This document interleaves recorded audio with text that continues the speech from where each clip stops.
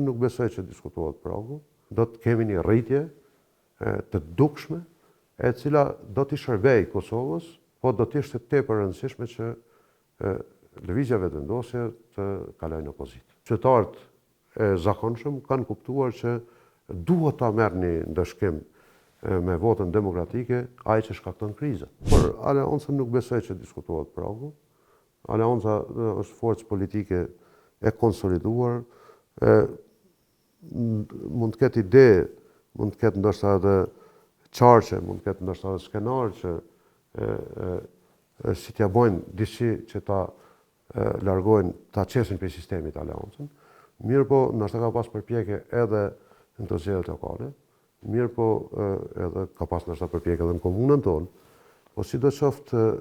5 komuna të fituara, me një energji e një vullnet për të vazhduar në fitoren e radhës që duhet ta realizojmë bashkë me qytetarët me datën 28 dhjetor, edhe pse nuk ka qenë dëshira e vullnetit jonë që të kemi prapë përsëri zgjedhje, ne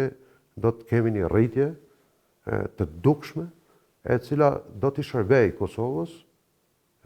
për konsolidimin e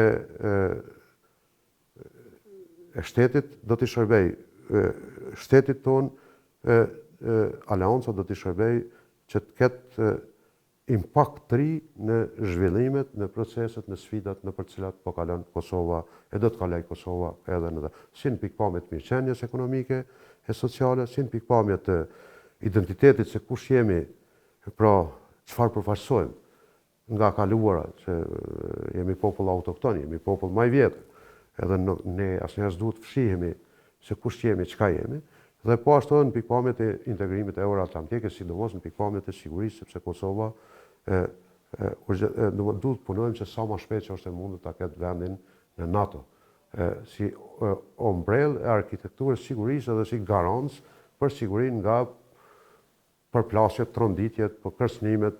dhe edhe në plot aspekte tjera, domethënë që të kemi një stabilitet. Aleanca për Armiqin e Kosovës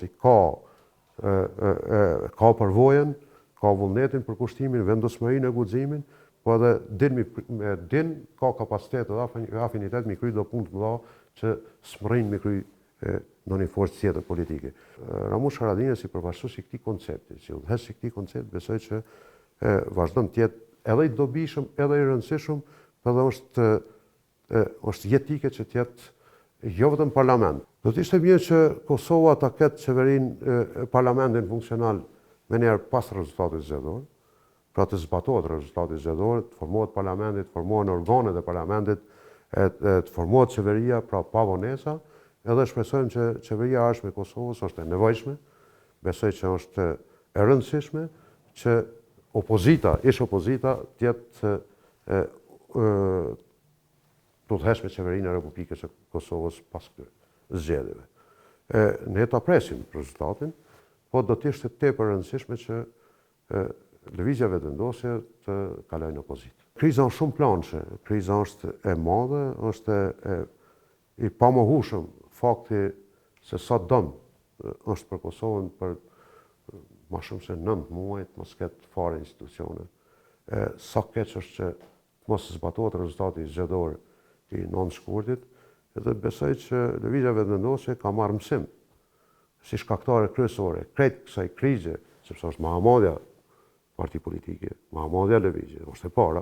ka dalë në zgjedhje, të gjithë kemi përgjegjësi, edhe unë këtu që po flas, të gjithë ne kemi përgjegjësi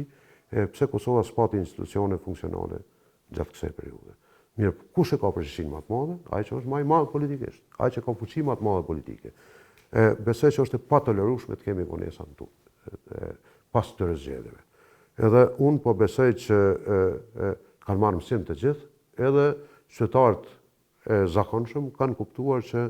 duhet ta merrni ndëshkim me votën demokratike ai që shkakton krizën. Në një farë të gjithë duhet ta marrin këtë ndëshkim, po ndëshkimin më të madh duhet ta merr ai që ka qenë i pari.